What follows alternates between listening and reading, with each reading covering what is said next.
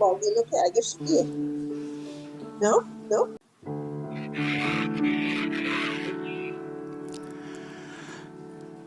As I say a tender yes to everything that comes to me, my heart is open, I am free. I open to all that is. It brings me to my knees. I surrender. I am peace.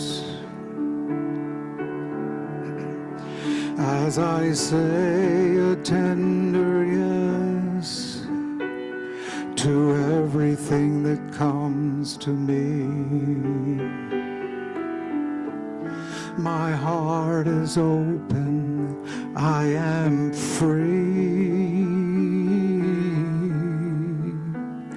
I open to all that is.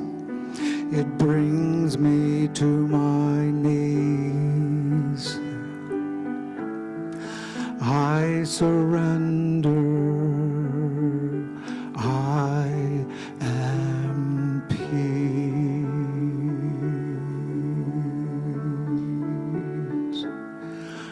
I surrender. I am peace.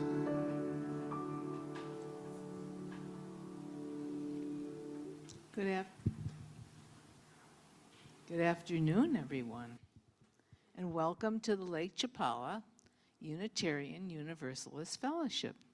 It's very nice to see you on, you can't hear me? Now you can hear me, okay. It's lovely to see you, and I'm waiting for the sun to come out today.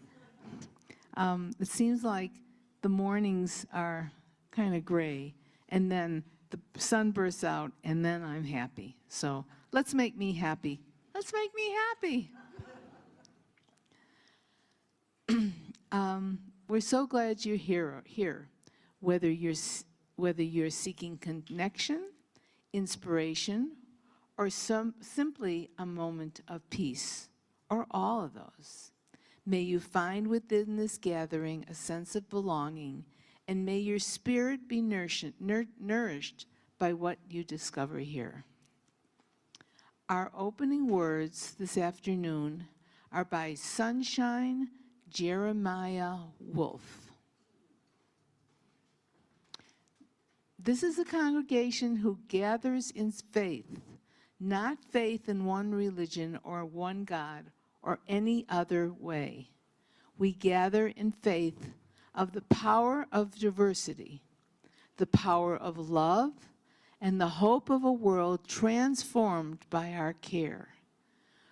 We gather in faith in ourselves and those around us, not a faith that requires perfection or rightness in one another. Rather, a faith that in our shared imperfection, we may learn to stumble and fall together. And I'm sure a few of us have stumbled and fallen together. Faith that we help one another to rise and to try again. We are Unitarian Universalists. If you're new and would like to receive our newsletter and other emails, please talk to a member of the welcome team or write to us at info@lcuu.org. Would members of the welcome team please stand up? We have a few today. Yay.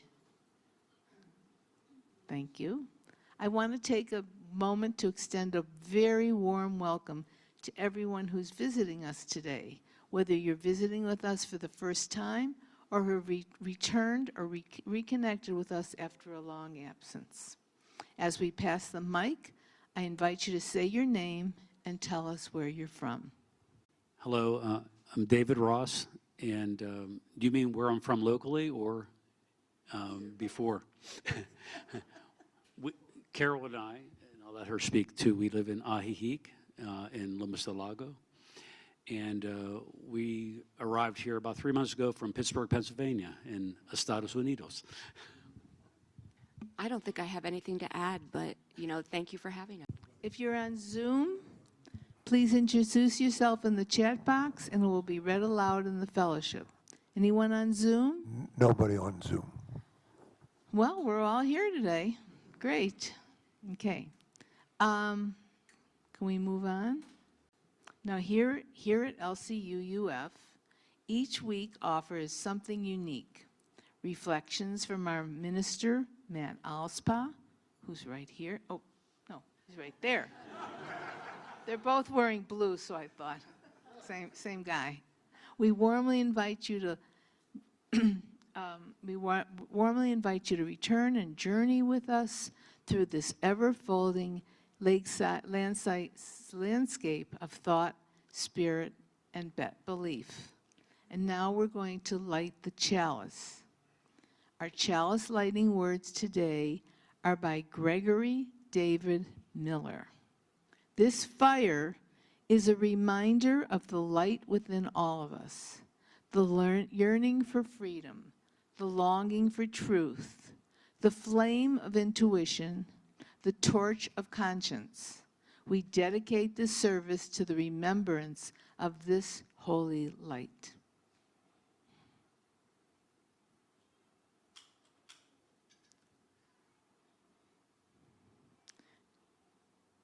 Now, having lit our chalice, let us sing these words together.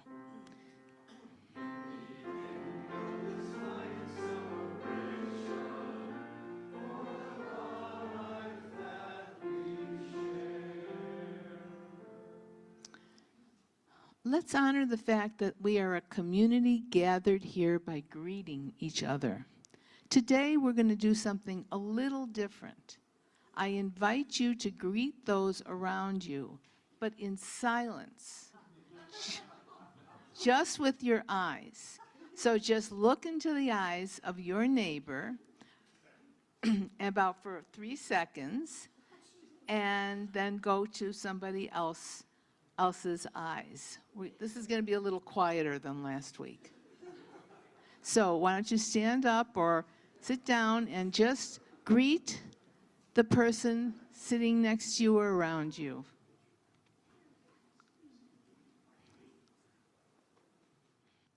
Each week we come together to lament with, celebrate with, and care for one another in our community. There's power in sharing these joys and sorrows as we hold each other in community. Just a sentence or two is enough. We'll start with the folks on the room to give them people on Zoom a chance to type joys and sorrows. And so what we have decided is that we're going to start with the joys again and then move to the sorrows.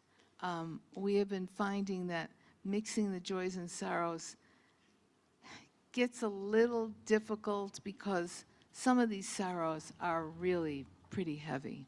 So we'll start with our joys.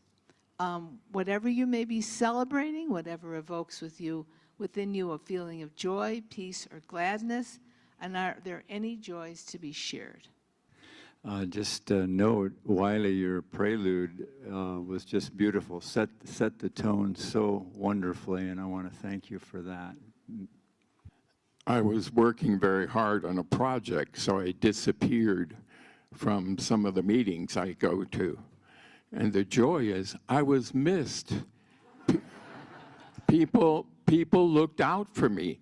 People, like 2 people, came to my house to see if I was okay. I experienced this community, and it moves me, makes me joyful. I'd like to add one, too. I'm glad to see as many people here today as are here, since the competition is both the Olympics and the Super Bowl today. All right, now we'll give a voice to our sorrows. Whatever you may be beholding that is in need of healing and caring, please please think about it for a minute and then raise your hand and tell us what the sorrows you are sharing. Good afternoon. My name is Theresa. I live in Ahihic. I'm an occasional attendee. My base in the U.S. is in Shoreview, Minnesota. My son, who's a vulnerable adult, lives in St. Paul, and my nephew lives in Minneapolis. And I have many, many friends, some as close as family, in the Twin Cities metro. I worry every day, and just ask that everybody be held in your hearts. Thanks. My name's Mardell. We had news this week that a member of our congregation in St. Catharines, Ontario, died of a massive heart attack. He was young, in his very early 70s, I think, but a mainstay of our fellowship in St. Catharines, so he will be very missed. And this is on top of our part-time minister, Pat Trudeau, dying a month or so ago of a massive heart attack. So I don't know if it's Ontario, St. Catharines, or being a UU, but something's pretty dangerous. My name's Tim. This is a little word about my mom. I should say my mother-in-law in the Dominican Republic. She's not doing so great and sort of moving toward the end of her life. And my wife, Nori's, asked if we could remember her today in our thoughts and prayers. So for Senora Perez. I have one. My husband and I are going up to Massachusetts next week for some surgery that I have to have. And I've just heard on the grapevine, and I don't know if this is true, but Mr., you know who I'm talking about, has, it might be designating Massachusetts as the next state. And I don't want to be there, but we're going, and we're going to do what we have to do. And as soon as I'm at all ready, I'll be out there waving a banner. So I hope it's not true, but that's what I've been hearing. Any other sorrows?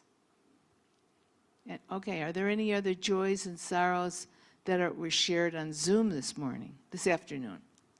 Yes, from Colleen. It's a joy to see. Michael? Yes, Michael, maybe you should move the prompter away from your mouth a little. from Colleen. Oh, It's a joy to see you all. I'm in freezing cold Nashville, Tennessee, and wishing to be in warm Mexico. And Julie said, Michael, who was that in Nashville, Tennessee? Colleen. Colleen. Oh, she's freezing there. She's babysitting her granddaughter while her daughter attends some events. That's it. They are freezing up there. Now, as we light this candle to represent the joys and sorrows spoken and witnessed today, as well as those we hold in the silent sanctuary of our hearts. And that's our care candle. Let us share a moment of silence.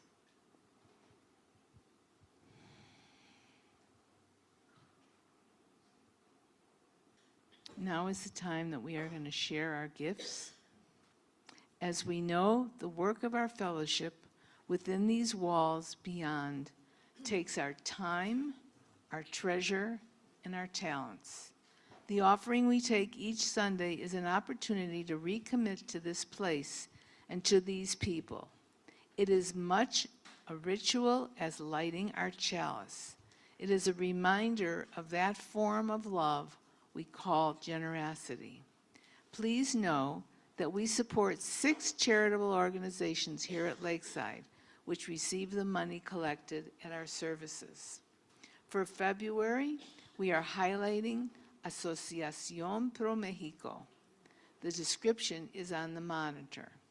As we pass the baskets, if you're new today or you're struggling to hold things together, please let the basket pass you by.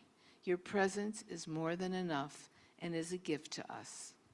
And Wiley is going to accompany us in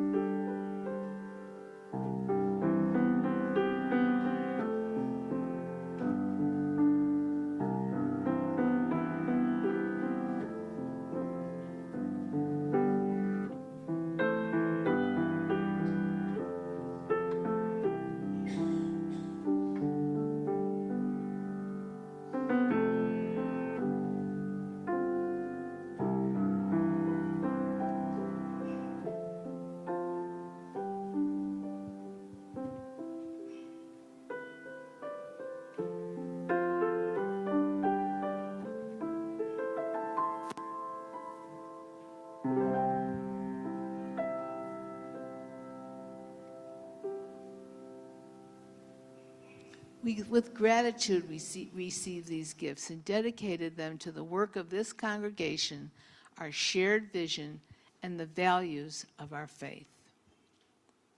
Our opening hymn is Here We Have Gathered. If you're familiar with this tune, note that we've changed it a little, and that's fine. We can always change it because we're Unitarian Universalists, so we can do what we want. Please rise in body or in spirit and join us in singing.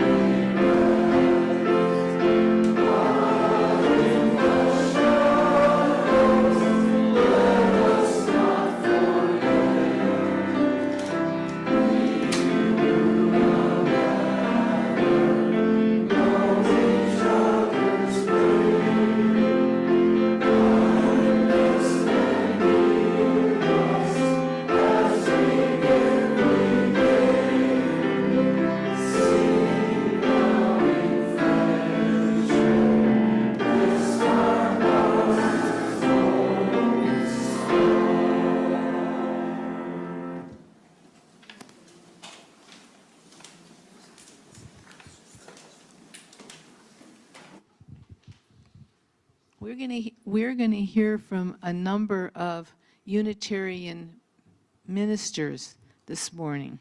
And the first one is William Ellery Channing. Anybody ever hear of him? Yeah, good. He preached in the early 19th century. He was a leading liberal theologian and one of the key founders of American Unitarianism. I will read the white Roman type, and you are invited to read the yellow Italian type. Got it? Yellow Italian type, okay? Italics. Did I say Italian? Italics. That's the same thing. I call that mind free, which masters the senses and which organizes its own reality and greatness. Which passes life, not in asking what it shall eat or drink, but in hungering, thirsting, and seeking after righteousness. I call that mind free, which jealously guards its intellectual rights and powers, which does not content itself with a passive or hereditary faith. Which opens itself to light whensoever it may come, which receives new truth I call that mind free, which is not passively framed by outward circumstances and is not the creature of accidental impulse.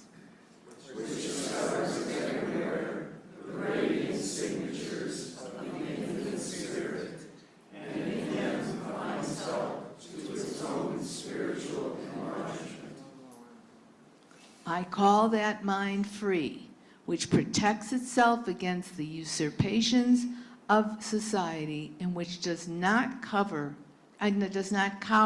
to human opinion.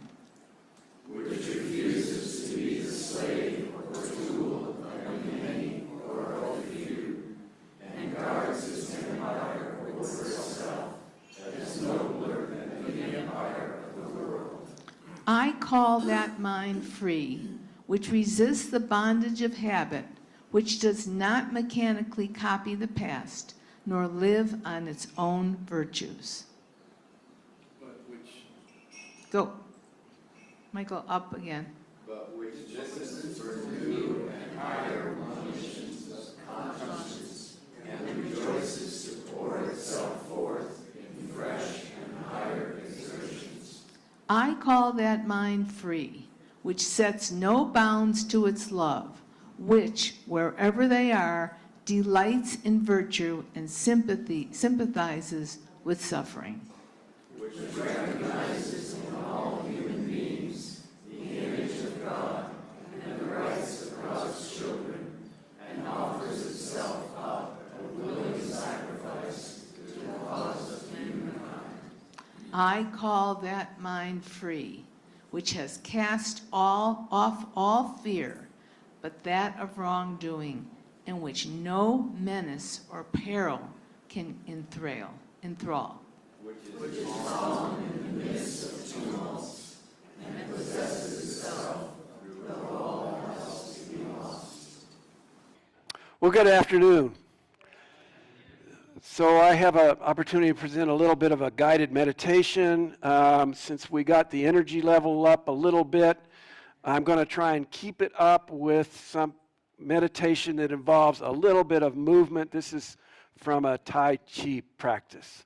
And so I invite you to reach up your hands and let your hands down as if you were receiving a shower of light. And imagine that there's a life force that surrounds you. And as you do this movement again, just notice any stress or tension and in your body and let that drain down through your legs, down into the ground, into the earth, and just let it dissipate. Up again, pulling in this light, this life force, the shower of energy, and allowing it to just rain down through your body and carry away any negativity and stress and tension down into the earth. And just once more, silently, as you experience it. And so hopefully feeling a bit more nourished in body or spirit, we will continue with our first reading.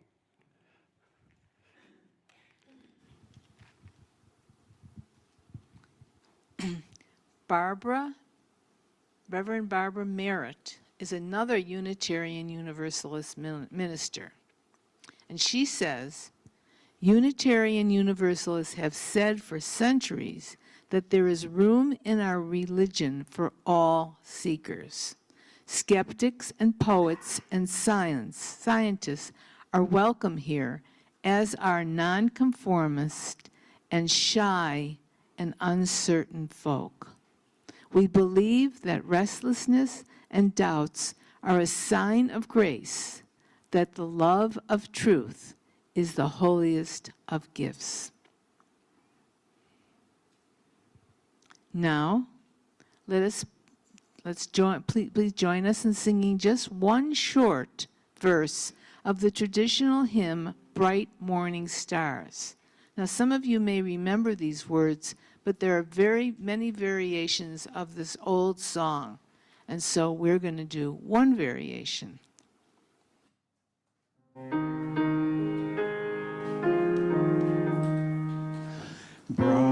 morning stars are rising. Bright morning stars are rising. Bright morning stars are rising. Day in a breaking in my soul.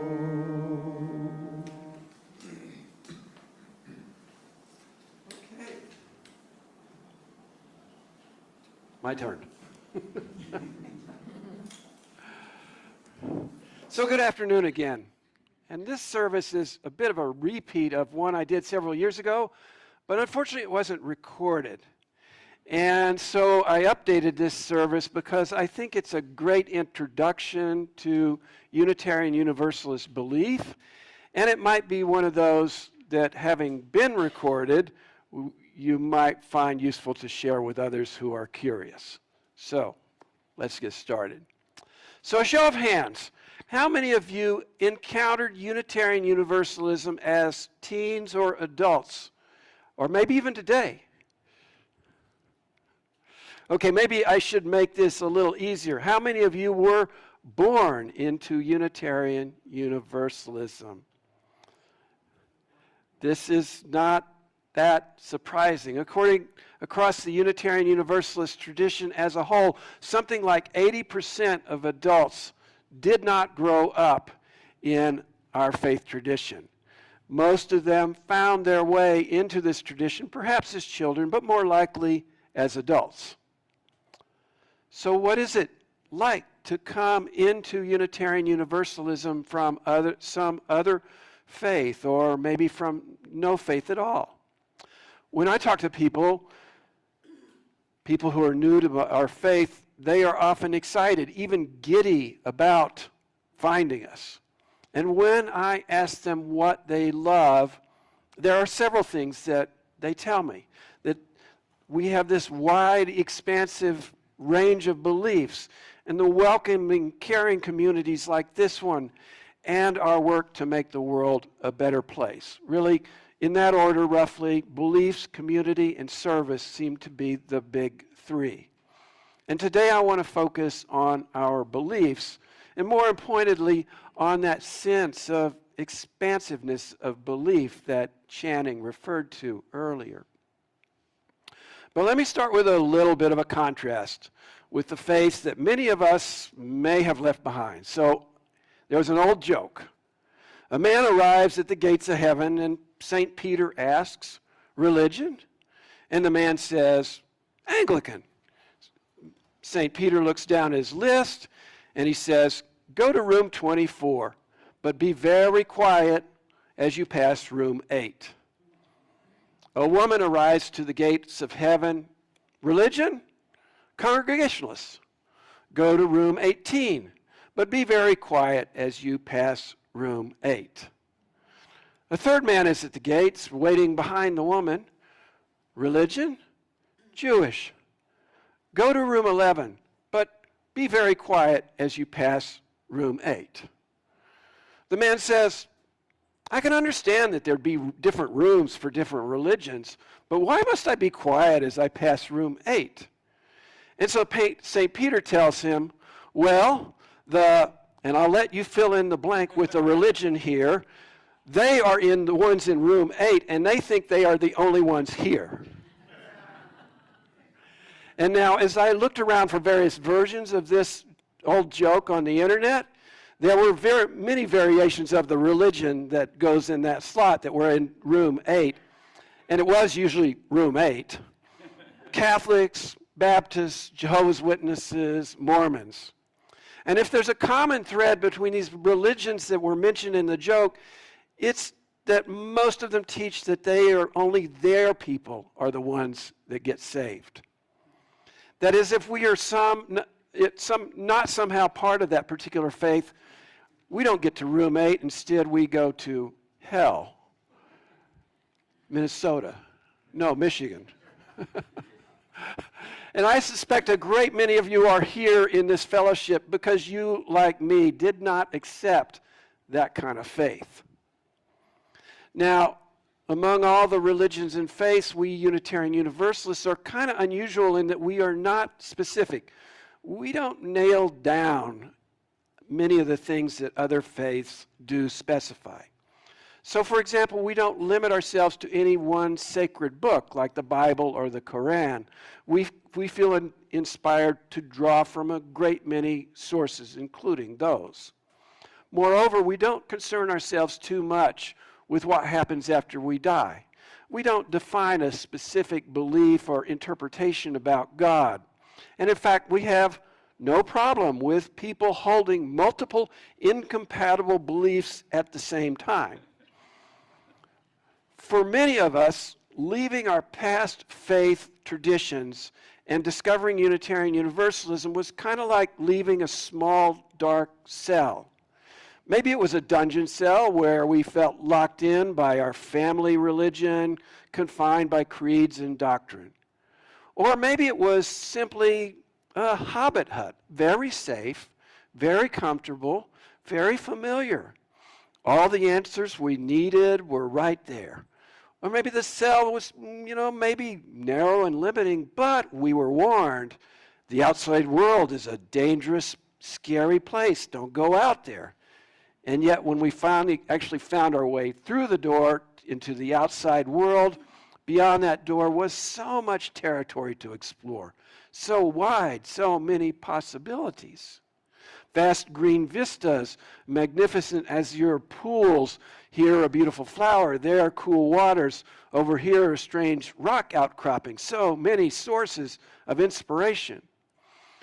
Sure, we had to pay attention in our wandering. There are cliffs to avoid and rip tides, but we are capable and strong. We are guided by the love of truth. And we're restless and humble and know that there's so much that we don't know. Restlessness and doubt, these are not bad things. They are a sign of grace, as the reading told us. And so we learn and become more skillful in our journeys of the spirit, of philosophy, of all learning and wisdom. Now, we might choose to spend our all of our days on the move, or we might settle down for a while in a particularly inviting meadow, and all that is good. We're grateful for the spaciousness of the territory that we have encountered through Unitarian Universalism.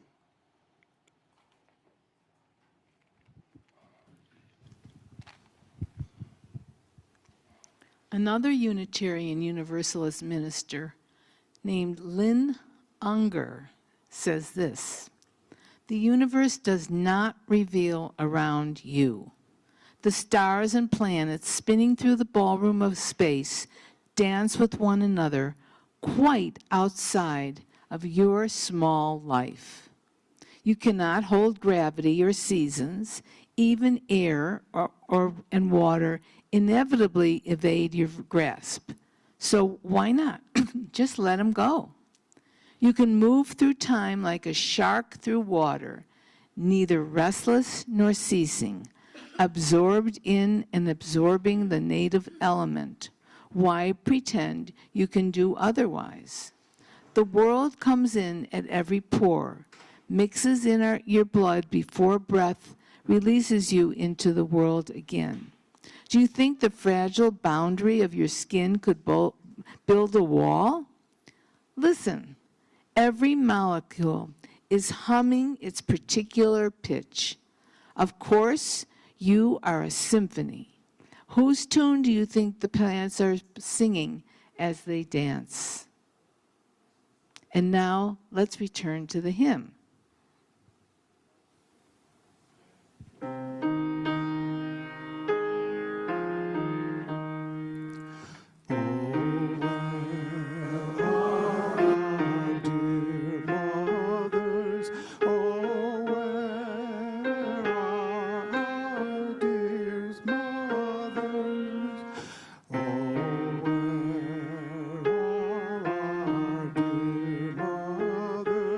Dead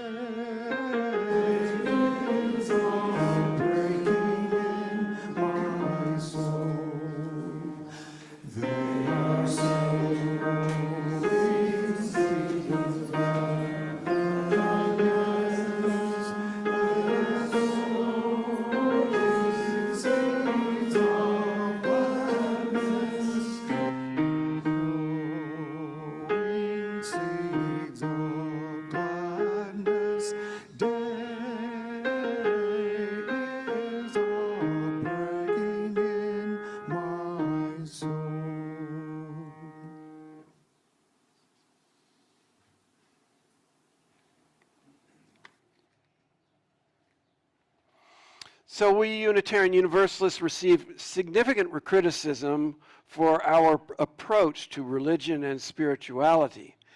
How can we have a religion without specific beliefs? Or if we're not questioned about belief, we're told that our approach to faith is thin and superficial, that spiritually we're kind of a mile wide and an inch deep. So if the metaphor of our faith is this vast open territory that we imagined in the previous reflection, how might we embrace the territory? Some of us find a good plot in the spiritual domain and we settle down. We build our houses, we dig our wells, we come to understand our spiritual spot very well. We learn to find where to find the raw materials of our faith. We understand the microclimate of the place, when to plant, when to pluck up what is planted.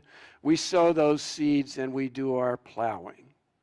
We learn the seasons of the faith very well, and we also know what to do when the sky of our soul goes green and turbulent, or when the floodwaters of our unconscious self begin to rise. There is a security in being settled, in knowing the place. In short, we go deep, maybe in some ancient tradition, maybe in something new altogether. We may even go so far as to call ourselves by a kind of a hyphenated name like UU Christian or Buddhist UU, announcing to the world our connection with this ancient tradition, or we may not have a name for our particular faith location other than just UU.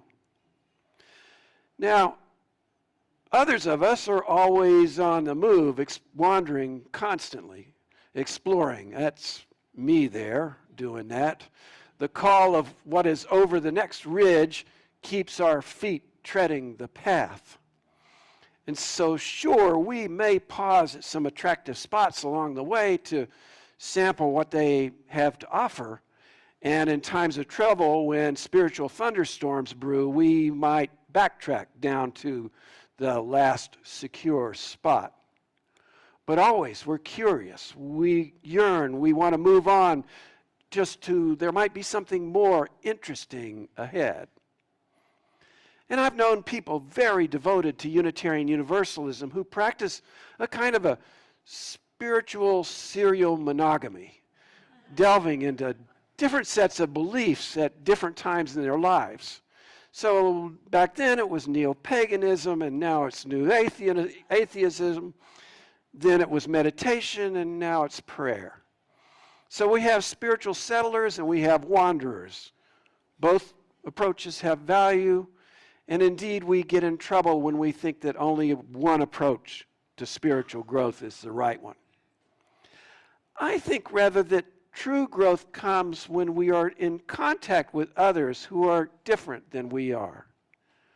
So think of the most vibrant, innovative towns and cities you know of.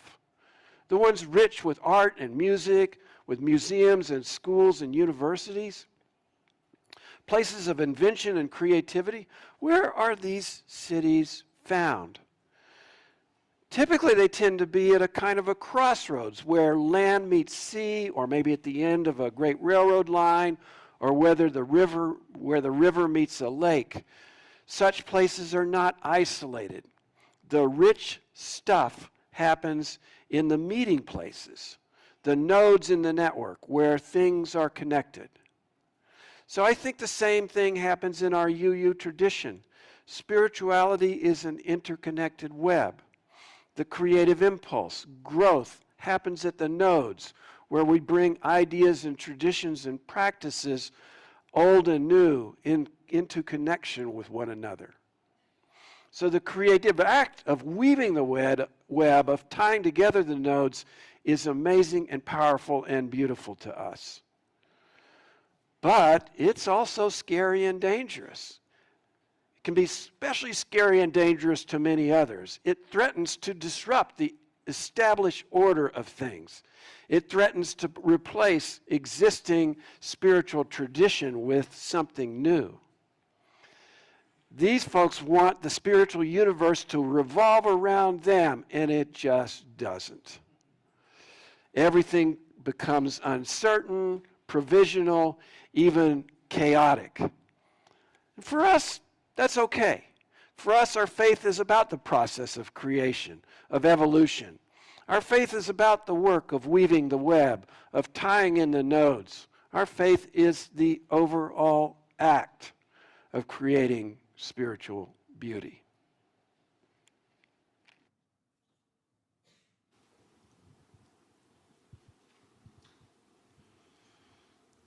Another Unitarian Universalist minister is named Reverend David Bumbaugh.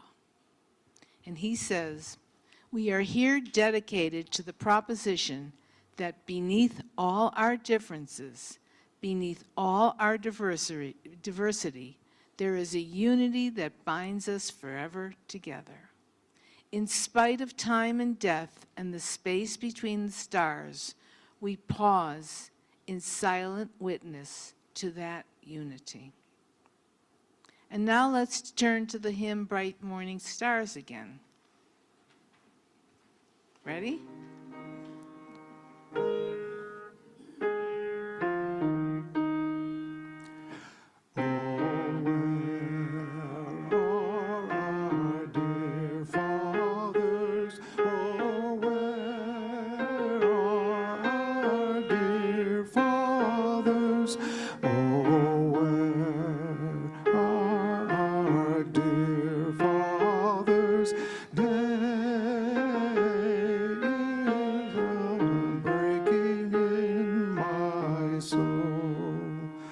They are in the fields of plowing.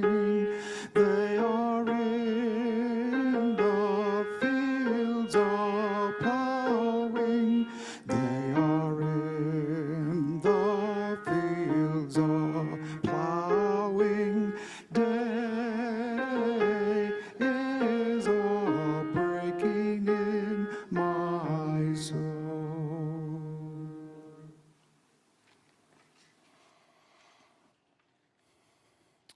So does Unitarian Universalism have a center? Does it have an edge? Are there things that we all believe, a center, or things that we reject, an edge we will not go beyond? We do not have, we now have this new set of statements that reflect our values that were developed by the Unitarian Universalist Association in the United States. And they are most simply articulated by this image, which shows 6 key values and puts a 7th, love, at the center. Now, so some might conclude that, well, love is at the center, which is a good tagline and has become popular with UUs. But maybe it's not so simple. These values don't necessarily supersede previous attempts at summarizing our faith. The 7 principles and the 6 sources are still useful. And I kind of leave it to you to pick what works for you or something else entirely. Again, we're not creedal. But going deep down, I'm convinced there's no center point, that our shared UU spiritual landscape has no axis mundi, no center, any more than you can point to any single spot on the earth and say that this is the center of the world. No central doctrine, no dogma that we all adhere to. And yet it's not like anything goes. Beneath our spiritual landscape we find a kind of a common bedrock foundation. And as humans, we do seem to all share a common moral sense that transcends religions and cultures. We share a set of ethics that emerges not from some God or scripture or some other outside source, but from deep within us. There's a unity that binds us all together forever. Even as children, even as infants, we innately understand this unity. We we grasp, even as infants, ideas like fairness, empathy, and cooperation. This is where love in all its forms wells up. Not only do we humans share such ethics, but we're discovering that many birds and animals also share these awarenesses. It's like there's a kind of moral unity across species, perhaps unifying all life itself. Now, we live in exciting times when science and philosophy and religion are meeting to create new understanding of this moral bedrock that we all share. So, no center for Unitarian Universalism, or maybe all center, but there may be an edge. Or at least there are places we won't travel to in our moral and spiritual explorations.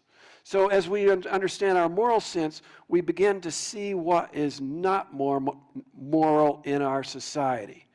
So systems of oppression and racism, sexism, homophobia, and class separate us from each other in contrived ways.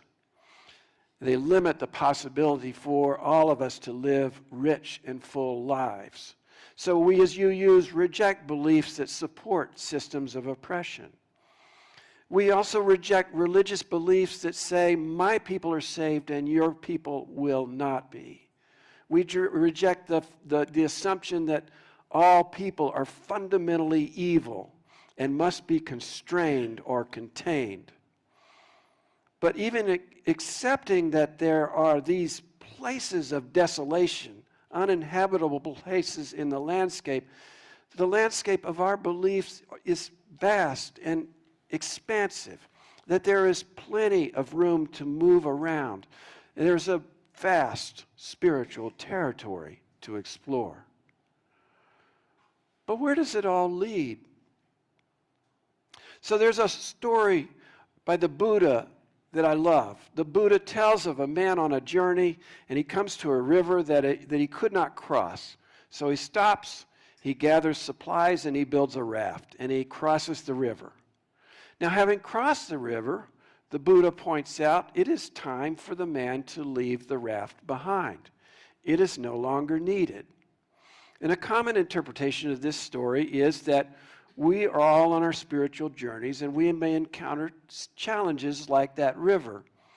We can take up ideas, teachings, practices as tools to build a raft to transcend those challenges. But once we have reached the other side, a level of spiritual advancement that other shore represents, we can let go of the boat. We can let go of all those details, of the rules, of the particular concepts, even the rituals and practices, and live in a place of deeper spiritual wisdom. Or, I would add, we can hold on to some of those things. We don't have to carry the raft, but we can disassemble it and keep what we might need in the future, the rope, the nails, for future use. So in this way, we continue in our core spiritual growth, even as the outward signs, the rituals, the practices, and even the spiritual language we use, even as these change over the course of our lives.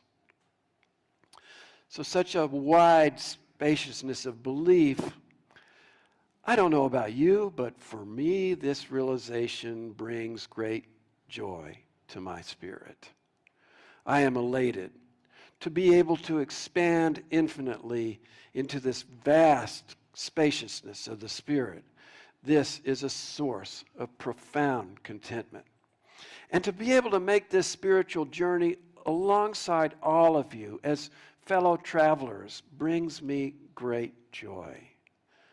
Bright morning stars are rising in my soul. My heart, and perhaps yours, wells up with love and gratitude. May it be so. Our final bit of this hymn, back to verse 1.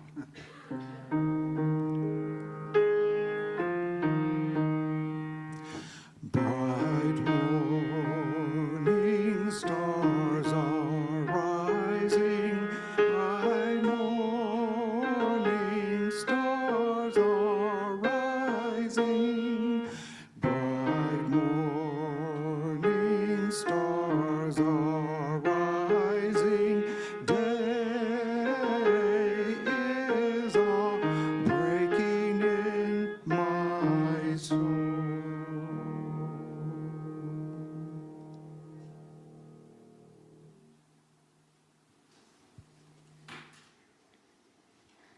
And this is from the Dhammapada, the sayings of the Buddhists, the Buddha. The thought manifests as the word manifests as the deed develops into habit, and habit hardens into character. So watch the thought and its way with care, and let it spring from love, born out of the concern for all beings. As the shadow follows the body, as we think, so we become. And this last closing hymn is called Die Gaden sind frei. Anybody ever hear of it? You should know that this is not merely a nice song about free thought. It is actually a protest song. It became popular during the German Revolution in 1848 and 1849, and again as a resistance song against the Nazis in the 1930s and 1940s. So, please rise in body and spirit and join us in singing.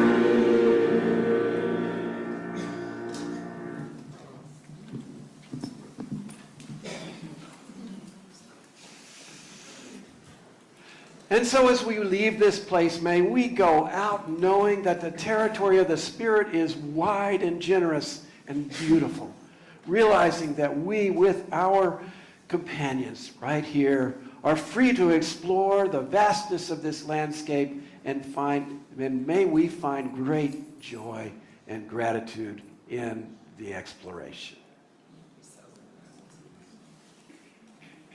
Let us extinguish our chalice with these words, which we read together. We extinguish this flame, but not the light of truth, the warmth of community, or the fire of commitment. These we keep in our hearts and share with all the world.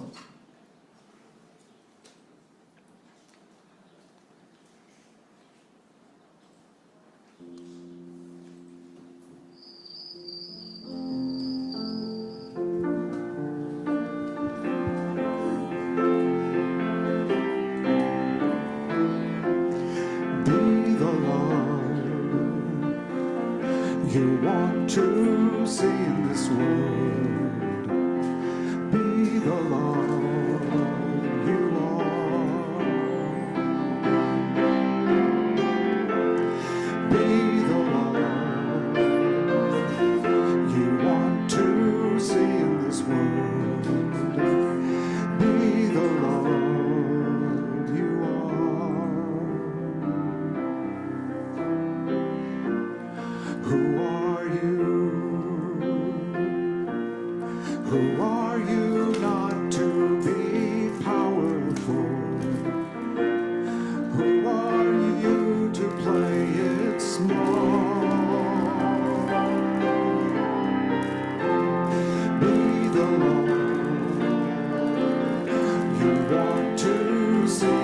world. Be the love you are.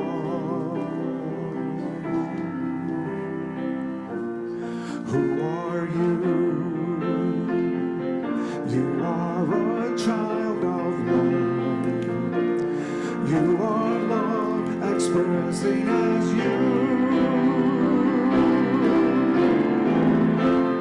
Be the love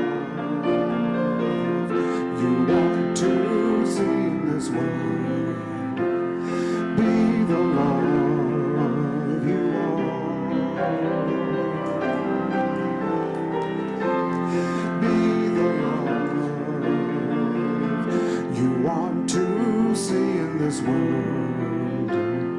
Be the love you are. You are.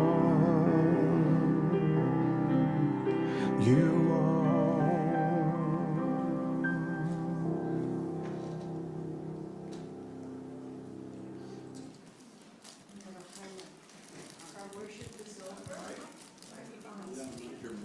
I'm sorry, but you know what I'm going to say. Our worship is over. Our service begins. Go in peace and with the purpose. And thank you, everyone.